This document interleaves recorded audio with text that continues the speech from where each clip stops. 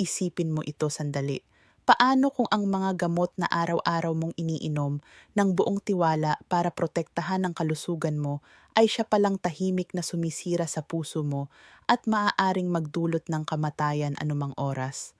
Hindi ito kwento ng sabwatan at hindi rin ito pananakot lang.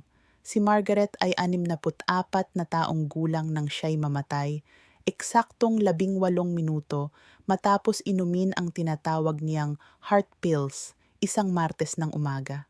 Wala siyang inatake sa puso, wala siyang stroke, wala ring aksidente. Bigla na lang siyang bumagsak sa kusina habang hinuhugasan ang tasa ng kape, biktima ng isang fulminant cardiac arrest na dulot ng kombinasyon ng mga gamot na inireseta ng kanyang cardiologist para raw protektahan siya. Ang resulta ng autopsy ay isang bagay na hindi ko agad nalimutan. Ang puso niya ay literal na nalason ng mga kemikal na 3 taon niyang ininom ng buong paniniwala na inililigtas niya ang sarili niyang buhay. At si Margaret ay hindi nag-iisa. Siya ay larawan ng milyon-milyong tao na lampas, 60 anyos na unti-unting pinapatay ng mga gamot na inaakala nilang nagliligtas sa kanila. At ang mas nakakatakot, malaki ang posibilidad na ang parehong mga gamot na ito ay nasa cabinet mo ngayon. Ang ibabahagi ko sa mga susunod na talata ay maaaring gumiba sa mga pinaniniwalaan mo tungkol sa makabagong medisina. Maaari ka pang magalit dahil ang pinag-uusapan natin ay isang legalisadong sistema kung saan ang mga gamot na aprobado ng FDA ay mas marami pang napapatay na higit 60 anyos kaysa sa pinagsamang kaso ng cardiovascular diseases. Hindi ito mga eksperimental na gamot, hindi ito ilegal na substansya. Ito ang mga gamot na mabibili mo sa kahit anong botika, inirereseta ng mga respetadong doktor at ipinapakita sa telebisyon bilang tagapagligtas ng buhay. Ngunit ang hubad at masakit na katotohanan ay ito. Pagdating ng edad na 60 pataas, kapag hindi na kasing husay ang atay at bato sa pagproseso ng synthetic na kemikal, ang mga gamot na ito ay nagiging sandata ng pagkasira ng puso. Lumilikha sila ng chemical dependency habang tahimik na winawasak ang mismong organ na sinasabi nilang pinoprotektahan nila. Sa loob ng 25 taon ko bilang cardiologist, nasaksihan ko ang isang tahimik na epidemya ng iatrogenic deaths, mga kamatayang dulot mismo ng medikal na paggamot. Hindi ito napapabalita sa mga pahayagan. Ito ang mga lolo at lola na bigla na lang namamatay matapos ang ilang taong pag-inom ng gamot sa alta presyon. Ito ang mga retiradong dati malusog na nagkakaroon ng hindi maipaliwanag na heart failure matapos magsimulang uminom ng preventative treatments. Ito ang mga dating masiglang tao na unti-unting nagiging parang mga pharmacological zombies, umaasa sa mga substansyang dahan-dahang kumakain sa kanilang puso mula sa loob. Kumikita ang pharmaceutical industry ng humigit kumulang 500 bilyong dolyar kada taon sa pagpapanatili sa iyo na may sakit at umaasa sa kanilang produkto. At may siyentipikong ebidensya ako kung paano nila ito ginagawa. Ngayon, ilalantad ko ang 5 pinakamapanganib na gamot na sumisira sa puso ng mga nakatatanda sa buong mundo. Ipapaliwanag ko kung paano eksaktong pumapatay ang bawat isa sa mga paraang hindi kailanman sinabi ng iyong doktor. At ibabahagi ko rin ang mga natural na alternatibo na tunay na gumagana nang hindi ka ginagawang isang naglalakad na eksperimento ng kemikal dahil may karapatan kang malaman kung ano ang ipinapasok mo sa katawan mo araw-araw. Si Margaret ay namatay dahil walang naglakas loob na magsabi sa kanya ng katotohanan ito. Pero ikaw, may pagkakataon ka pa. Maaari mo pang iligtas ang sarili mong buhay at marahil pati ang buhay ng mga taong mahal mo sa impormasyong ibabahagi ko ngayon. Bago tayo tuluyang magpatuloy, magsisimula muna ako sa isang maikling pagpapakilala. Ako, si Dr. Mayumi Santos. At gusto ko munang itanong sa inyo, mula saan ninyo ako pinapanood? Anong bansa o lungsod kayo ngayon? At kumusta? Ano ang masasabi ninyo sa video na ito sa ngayon? Mahalaga sa akin ang inyong feedback dahil ang layunin ko ay magbigay ng impormasyong tunay na makakatulong sa inyo. Ngayon, simulan na natin ang unang gamot na tahimik na pumapatay sa milyon-milyong tao na higit 60 anyos. Magugulat ka rito dahil ito ang pinakainireseta sa buong mundo para raw protektahan ang puso. Aabot sa 73% ng mga nakatatanda ang umiinom nito araw-araw, iniisip na ito ay puhunan para sa mahabang buhay. Ang tinutukoy ko ay ang mga statins, atorvastatin, simvastatin, rosuvastatin, ang mga tinatawag na miracle drugs para pababain ang kolesterol. Ipinapakita sila ng conventional medicine bilang mahalaga upang maiwasan ang heart attack at stroke. Si Margaret, ang pasyenteng namatay noong umagang iyon, ay umiinom ng 40 milligrams ng atorvastatin sa loob ng 3 taon. Inireseta ito ng isang kilalang cardiologist na nagsabing kailangan daw niya itong inumin habang buhay. Ngunit ang hindi sinabi sa kanya at ang hindi alam o ayaw aminin ng 99% ng mga doktor ay ang katotohanang literal na sinisira ng statins ang heart muscle. May kondisyon na tinatawag na statin-induced myopathy na maaaring mauwi sa nakamamatay na rhabdomyolysis, isang malawakang pagkasira ng muscle tissue na naglalabas ng mga nakalalasong sangkap sa dugo. Hindi namatay si Margaret dahil sa sakit sa puso. Namatay siya dahil sa statin poisoning na unti-unting tumunaw sa kanyang puso mula sa loob. Ang mekanismo kung paano ito nangyayari ay parehong simple at nakapipinsala. Kinasasangkutan ito ng pagharang sa isang mahalagang substansya na tinatawag na coenzyme Q10, isang kritikal na sangkap sa paggawa ng enerhiya ng mga selula ng puso. Gumagana ang statins sa pamamagitan ng pagharang sa enzyme na HMG-CoA reductase sa atay upang mapababa ang produksyon ng kolesterol. Ngunit ang parehong enzyme na ito ay responsable rin sa paggawa ng coenzyme Q10, ang mismong fuel na nagpapahintulot sa mga selula ng puso na kumontra at magbomba ng dugo ng maayos. Kapag umiinom ka ng statins sa loob ng ilang buwan o taon, literal mong pinagkakaitan ng puso mo ng enerhiyang kailangan nito upang gumana. Unti-unti itong humahantong sa progressive heart failure, isang kondisyong napakabagal umunlad kaya kadalasan ay ibinibintang na lamang sa natural aging. Ang mga taong lampas 60 anyos ay natural nang may mas mababang antas ng coenzyme Q10 at kapag dinagdagan pa ito ng gamot na humaharang sa produksyon nito, para mo na ring unti-unting pinapatay ang kakayahan ng puso mong manatiling malakas at epektibo. Kapag idinagdag mo ang statins sa sitwasyon, para ka nang lumilikha ng matinding kakulangan sa enerhiya ng puso, isang kakulangan na maaaring maging nakamamatay.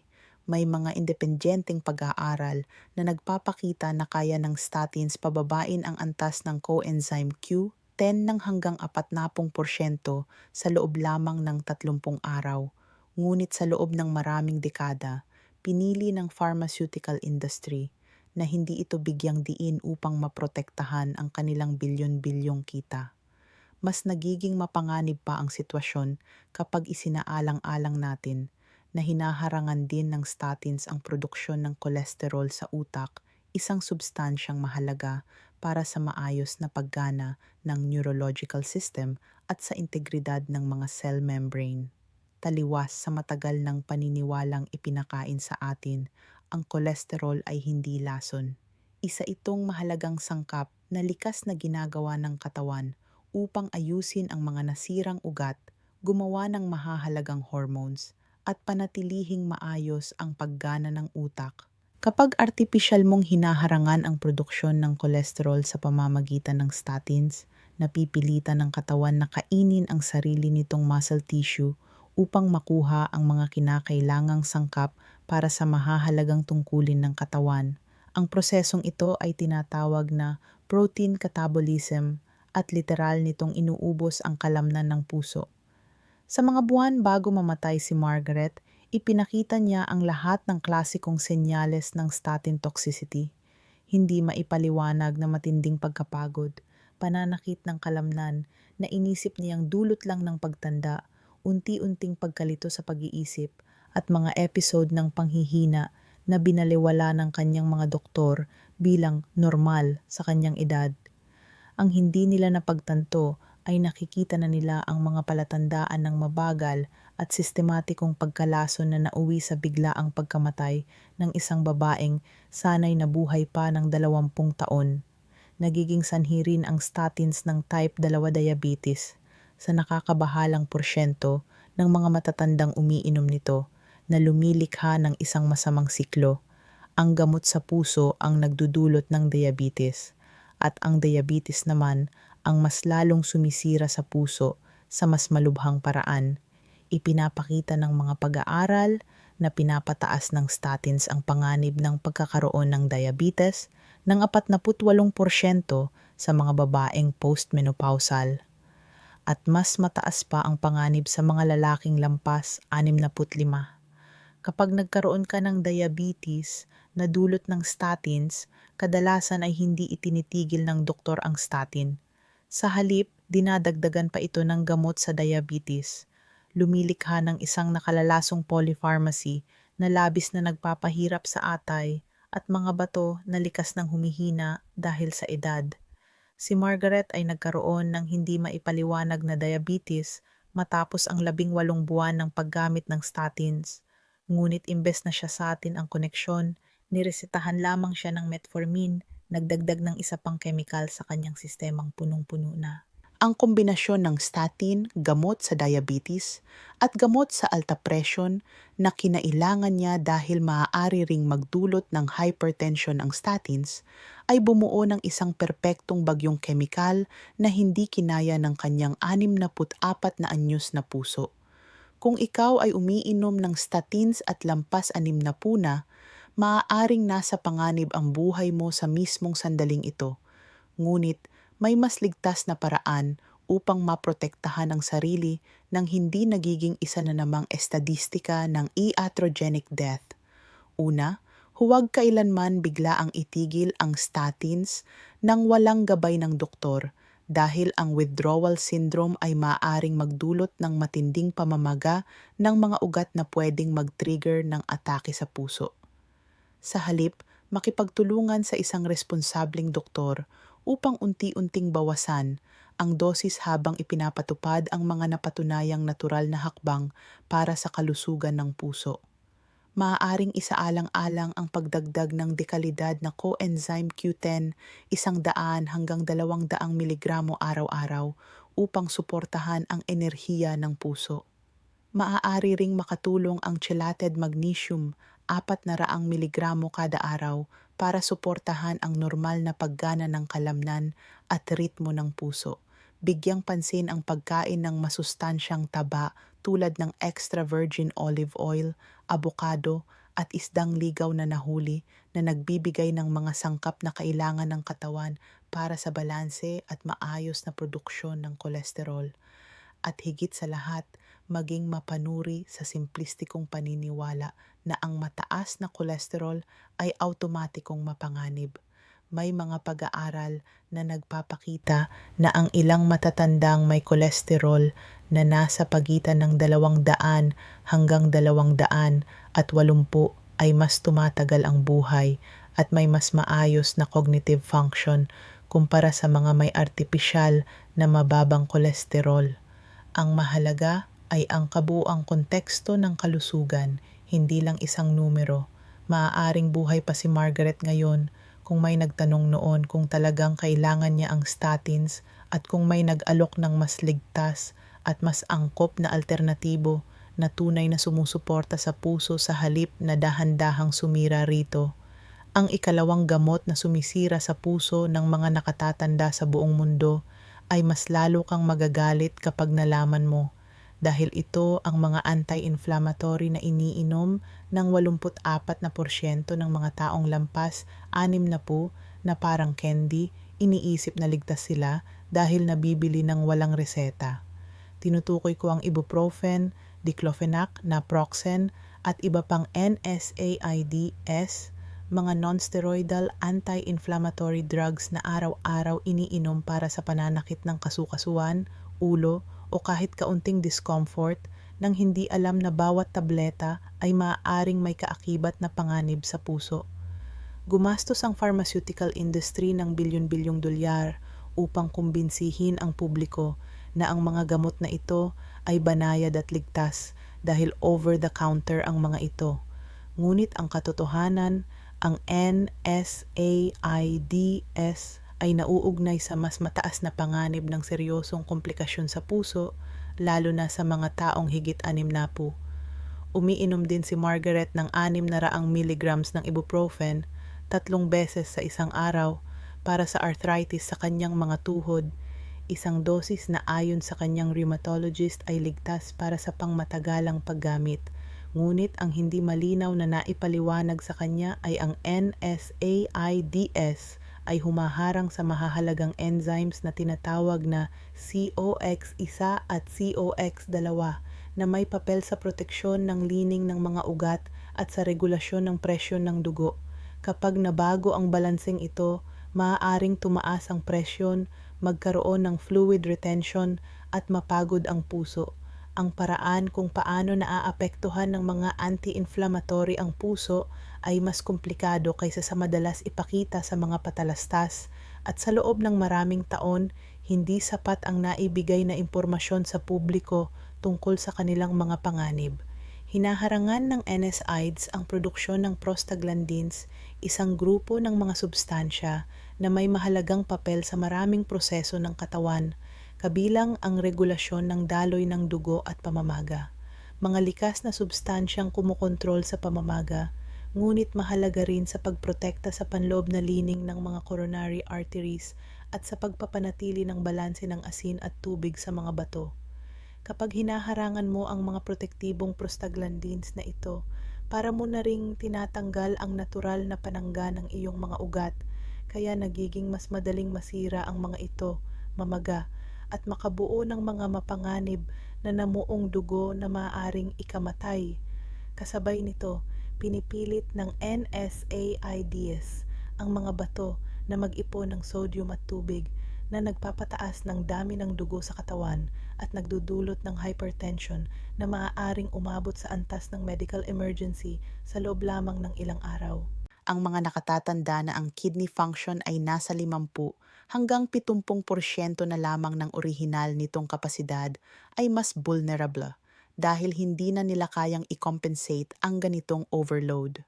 Maaari itong humantong sa pulmonary edema, congestive heart failure at biglaang pagkamatay. May mga pag-aaral na hindi gaanong naisa publiko na nagpapakita na 7 araw lamang ng paggamit ng ibuprofen sa mga taong lampas 65 ay maaaring magpataas ng panganib ng atake sa puso ng hanggang 78%.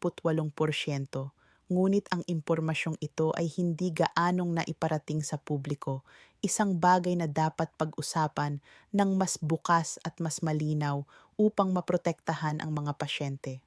Mas nagiging mapanganib pa ang sitwasyon kapag isinasaalang-alang natin na karamihan sa mga senior ay umiinom ng NSAIDs kasabay ng iba pang gamot na maaaring magdulot ng seryosong interaksyon. Maaaring palakasin ng NSAIDs ang epekto ng ilang gamot sa alta presyon na posibleng magdulot ng biglaang pagbaba ng presyon, pagkahimatay, pagbagsak at cerebral ischemia. Kapag isinama naman sa mga antikoagulant tulad ng warfarin na iniinom ng maraming senior upang maiwasan ang pamumuo ng dugo, tumataas ng malaki ang panganib ng internal bleeding. Ang kombinasyong ito ay maaaring magdulot ng matinding pagdurugo sa tiyan o bituka na nangangailangan ng agarang atensyong medikal. Ang kombinasyon ng NSAID, diuretic at gamot sa alta presyon na karaniwan sa mga matatanda ay maaaring magbigay ng labis na stress sa mga bato at puso kung hindi maingat na minomonitor. Si Margaret ay umiinom ng ganitong klase ng kombinasyon: ibuprofen para sa arthritis, lisinopril para sa alta presyon, at hydrochlorothiazide bilang diuretic. Ang sabay-sabay na paggamit ng mga ito ay nagdulot ng matinding strain sa kanyang kidney at cardiovascular system na maaaring nag-ambag sa cardiac arrest na nangyari noong Martes ng umaga. Walang masusing pagrepaso kung ang 3 gamot ba ay ligtas pagsabayin sa kanyang kondisyon. Bawat espesyalista ay nagreseta ayon sa kanilang larangan, ngunit maaaring hindi sapat na napag-usapan ang kabuuang epekto sa isang pusong tumatanda na. Ang mga anti-inflammatory ay maaari ring magdulot ng seryosong pinsala sa gastrointestinal tract, lalo na sa mga matatanda na mas manipis at mas sensitibo na ang lining ng tiyan. Sa Estados Unidos, mahigit 100,000 katao ang nauospital bawat taon dahil sa gastrointestinal bleeding na may kaugnayan sa NSAIDs at tinatayang 16,500 ang namamatay. Mahalaga ang malinaw na impormasyon tungkol dito upang makagawa ng mas ligtas na desisyon ang mga pasyente. Ang pagdurugo ay maaaring magsimula ng walang malinaw na sintomas. Kapag nakaramdam na ng mga palatandaan tulad ng maitim na dumi o pagsusuka ng dugo, maaaring malaki na ang nawalang dugo at delikado na ang kalagayan. Sa mga huling linggo, bago mamatay si Margaret, madalas siyang makaranas ng heartburn na ginagamot lamang niya ng antacids. Hindi niya alam na maaaring ito'y senyales ng iritasyon sa lining ng tiyan dulot ng madalas na pag-inom ng ibuprofen. Sa autopsy, nakita na bukod sa problemang may kinalaman sa puso, meron din siyang maraming gastric ulcers na maaaring magdulot ng seryosong komplikasyon kung hindi maagapan. Ang maingat at tamang pagbabawas o pagtigil ng anti-inflammatories sa gabay ng doktor ay maaaring makatulong hindi lamang sa puso kundi sa pangkalahatang kalusugan. May mga alternatibong pamamaraan para sa pananakit at pamamaga na maaaring isaalang-alang depende sa payo ng propesyonal sa kalusugan. Kung ikaw ay lampas 60 at umiinom ng NSAIDs, lalo na kung may kasabay na cardiovascular medications, mahalagang kumonsulta sa iyong doktor upang suriin kung ito ba ay ligtas at kinakailangan pa. Huwag basta-basta titigil o magpapalit ng gamot ng walang gabay medikal. Para sa pananakit at pamamaga, may mga natural na opsyon na maaaring pag-usapan sa iyong healthcare provider. Halimbawa, ang high absorption curcumin, 500 mg, 2 beses sa isang araw na may kasamang piperin upang mapahusay ang bioavailability ay pinag-aaralan dahil sa potensyal nitong makatulong sa pamamaga. Ang dekalidad na wild fish oil na may EPA at DHA, 2 hanggang 3 gramo kada araw, ay kilala rin sa pagsuporta sa kalusugan ng puso at pagkontrol ng inflammation. Mahalaga rin ang physical therapies tulad ng tamang paggamit ng yelo o init, masahe, acupuncture at low-impact exercises na tumutulong sa pag-address ng ugat ng pananakit sa halip na takpan lamang ang sintomas. Para sa paminsan-minsang acute pain, maaaring ikonsidera ang low-dose paracetamol sa maikling panahon sa ilalim ng gabay ng doktor. Bagamat hindi ito perpekto, mas mababa ang direktang panganib nito sa puso kumpara sa maraming NSAIDs, lalo na kung tama ang paggamit at may wastong paggabay medikal.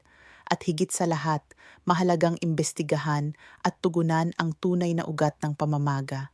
Maaaring kabilang dito ang kakulangan sa magnesium, hindi balanseng omega-3, food intolerances, chronic stress, at posibleng exposure sa mabibigat na metal. Si Margaret sana ay maaaring buhay pa at hindi na naghihirap sa sakit kung mas maaga niyang natuklasan ang mga alternatibong paraang ito sa halip na umasa lamang sa mga gamot na inakala niyang ligtas at sapat na solusyon. Ang ikatlong uri ng gamot na may seryosong epekto sa puso ng maraming nakatatanda ay maaaring ikagulat mo. Ito ang mga proton pump inhibitors o PPPIs tulad ng omeprazole, pantoprazole at esomeprazole.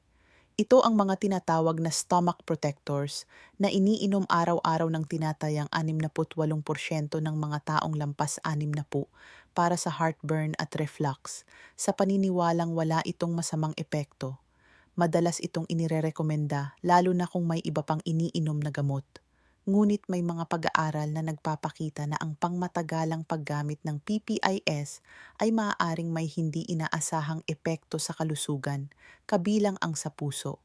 Si Margaret ay umiinom ng 40 milligrams ng omeprazole tuwing umaga sa loob ng 4 na taon. Noong una, ito ay ibinigay upang protektahan ang kanyang tiyan mula sa mga anti-inflammatory na gamot. Kalaunan, ipinagpatuloy ito dahil tila wala namang agarang problema. Ngunit may mga ebidensyang nagsasabing ang matagal na paggamit ng PPIS ay maaaring magdulot ng kakulangan sa magnesium, isang mineral na mahalaga sa normal na tibok ng puso. May mga pag-aaral na nag-uugnay sa matinding magnesium deficiency sa panganib ng cardiac arrhythmias at may datos ding nagpapakita na ang pangmatagalang paggamit ng PPEs ay maaaring maiugnay sa mas mataas na risk ng heart attack sa ilang populasyon ng matatanda. Ang mekanismo kung paano ito maaaring makaapekto sa puso ay may kinalaman sa papel ng stomach acid sa pagsipsip ng mahahalagang nutrisyon. Ang PPIS ay gumagana sa pamamagitan ng pagbawas ng produksyon ng gastric acid. Ngunit ang asidong ito ay hindi lamang para sa pagtunaw ng pagkain. Mahalaga rin ito sa pagsipsip ng magnesium, bitamina B12, iron, calcium, at bitamina D. Kapag matagal na nabawasan ang acid production, maaaring humantong ito sa kakulangan sa mga sustansyang ito na may potensyal na makaapekto sa cardiovascular function. Ang magnesium ay mahalaga sa mahigit 300 enzymatic reactions sa katawan, kabilang ang contraction at relaxation ng heart muscle. Ang mga nakatatanda ay mas may panganib na magkaroon ng mababang magnesium levels at ang matagal na paggamit ng PPIS ay maaaring magpalala nito. May mga ulat na ang paggamit ng PPIS ng mahigit 1 taon ay maaaring magpababa ng magnesium levels ng malaki sa ilang pasyente, kaya mahalagang bantayan ito sa pamamagitan ng regular na pagsusuri. Ang kakulangan sa bitamina B12 na maaaring maiugnay sa pangmatagalang paggamit ng PPPIs ay maaari ring magkaroon ng epekto sa puso. Ang B12 ay mahalaga sa produksyon ng enerhiya ng mga selula at sa maayos na paggana ng nervous system, kabilang ang electrical system ng puso. Kapag mababa ang B12, maaaring tumaas ang homocysteine, isang amino acid na sa mataas na antas ay iniuugnay sa mas mataas na panganib ng cardiovascular disease. Sa mga huling taon bago siya namatay, madalas makaramdam si Margaret ng hindi maipaliwanag na pagkapagod at paminsan-minsan na palpitations. Inakala ito ng kanyang mga doktor na bahagi lamang ng pagtanda at hindi agad nasuri ang kanyang B12 at magnesium levels. Kung mas maaga itong natukoy, maaaring naiwasan ang paglala ng kanyang kondisyon. May isa pang mahalagang interaksyon na dapat malaman. Ang ilang PPPs ay maaaring makaapekto sa bisa ng clopidogrel, Plavix, isang anticoagulant na iniinom ng maraming senior upang maiwasan ang pamumuo ng dugo. Kapag pinagsabay ng walang maingat na pagsusuri, maaaring mabawasan ang pagiging epektibo ng clopidogrel. Ito ay kilalang interaksyon na dapat bantayan ng mga doktor upang matiyak na ligtas at epektibo ang kombinasyon ng mga gamot.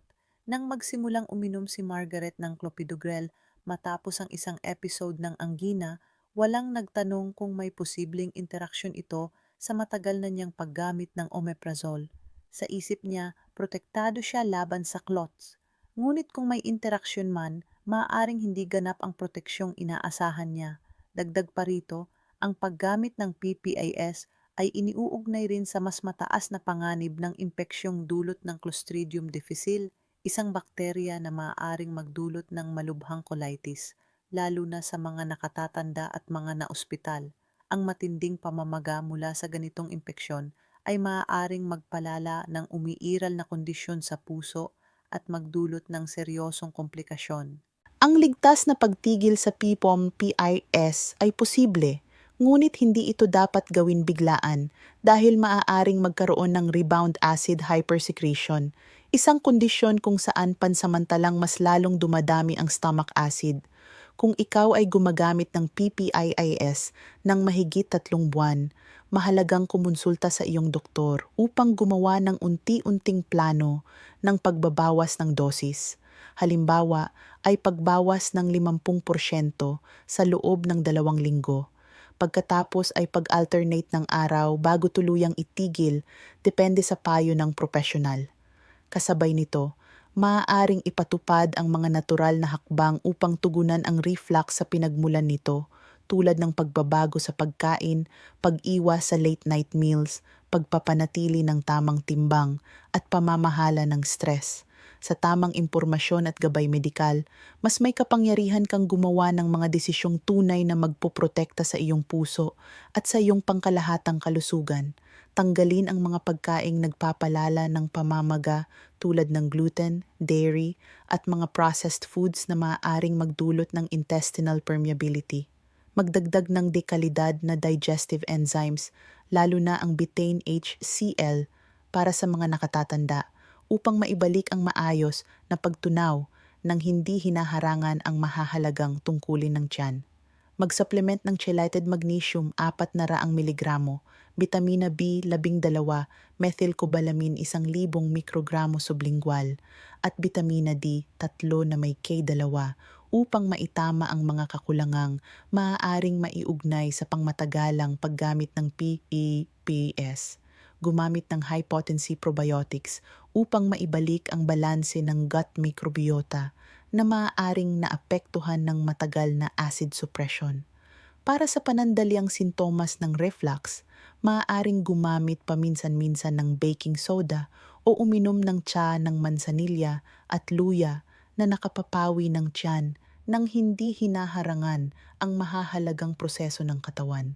Maaaring buhay pa si Margaret ngayon kung may nagpaliwanag sa kanya na ang tinatawag niyang stomach protector ay maaaring may hindi inaasahang epekto sa kanyang puso at na may mas ligtas at natural na paraan upang tugunan ang reflux nang hindi umaasa araw-araw sa mga gamot na maaaring makaapekto sa pagsipsip ng mahahalagang nutrisyon. Bago ko ibunyag ang 2 pang gamot na kabilang sa pinakamapanganib sa listahan natin, gusto ko munang ibahagi sa iyo ang isang tuklas na maaaring magbago ng pananaw mo sa kalusugan. Kung matagal ka nang nakakaramdam ng mababang enerhiya, parang laging may mental fog, o hindi mo na maramdaman ang sigla na dati mong taglay, may mga siyentipikong paliwanag diyan at may mga natural na paraan upang suportahan muli ang iyong katawan.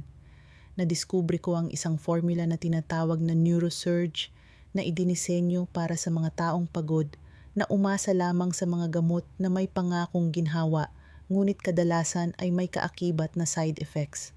Hindi ito basta ordinaryong bitamina na mabibili kung saan-saan. Mayroon itong mahigit 20 piling sangkap na natural na nagtutulungan upang suportahan ang enerhiya, mental clarity, at pangkalahatang sigla ng katawan. Isipin mong gumising sa umaga na tunay ang pahinga at may likas na lakas upang harapin ang buong araw ng hindi agad napapagod.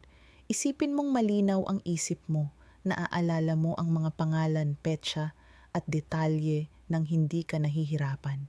Isipin mong ang tibok ng puso mo ay maayos at regular at hindi ka hinihingal sa pag-akyat ng hagdan. Hindi ito pangarap lamang. May mga pag-aaral na nagpapakita na kapag nabibigyan ang katawan ng tamang nutrisyon, malaki ang naitutulong nito sa pangkalahatang pakiramdam at paggana.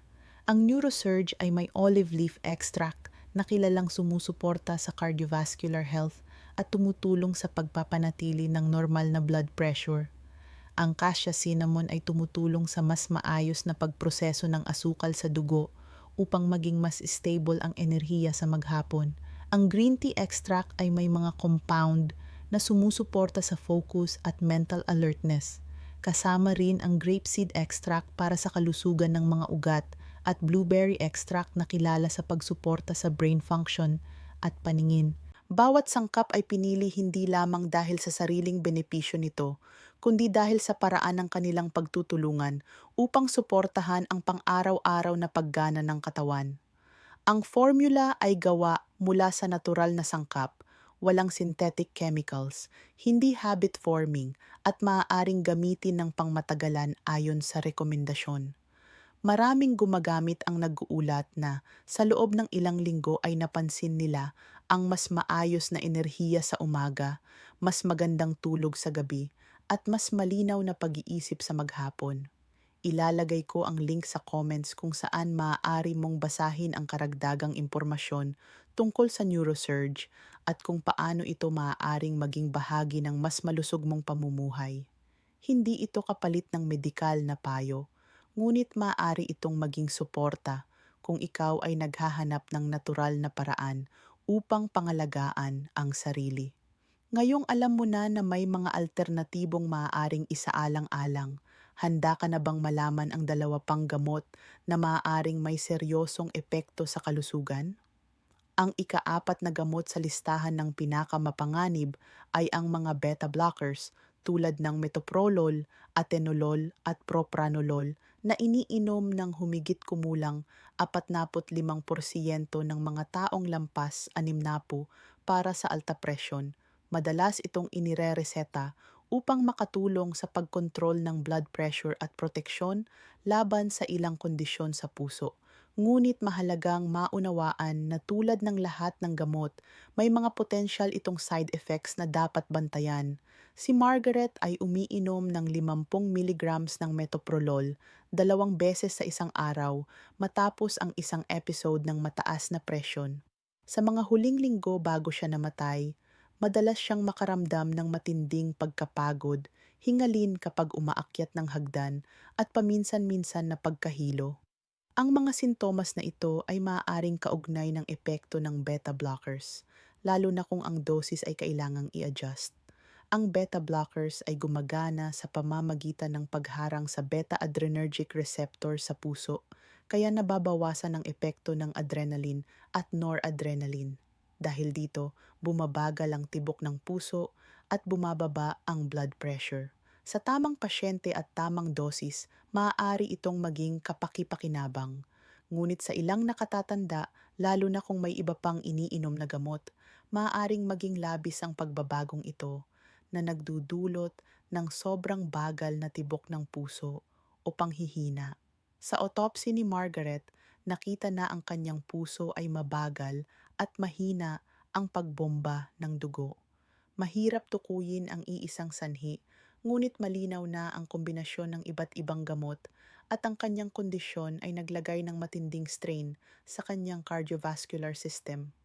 Mahalagang tandaan na ang beta blockers ay hindi dapat basta-basta itigil dahil maaaring magkaroon ng rebound effect na magdulot ng biglaang pagtaas ng presyon o tibok ng puso. Kung ikaw ay umiinom nito at nakararanas ng matinding pagkapagod, pagkahilo, o sobrang bagal ng tibok ng puso, kumonsulta agad sa iyong doktor upang masuri kung kailangan ng adjustment sa dosis o pagbabago ng gamot. Ang layunin ng impormasyong ito ay hindi upang takutin ka kundi upang hikayatin kang maging mas maalam at mas aktibong kalahok sa sarili mong kalusugan. Lahat ng gamot ay may benepisyo at panganib at ang tamang balanse ay nakukuha sa bukas na komunikasyon sa iyong healthcare provider. At bago tayo magtapos, tandaan mo, ito ay part isa pa lamang ng video na ito. Kung nais mong malaman ang susunod na bahagi at matuklasan pa ang iba pang mahahalagang impormasyon, mag-comment ka lang at ipaalam sa akin na gusto mo ang part 2.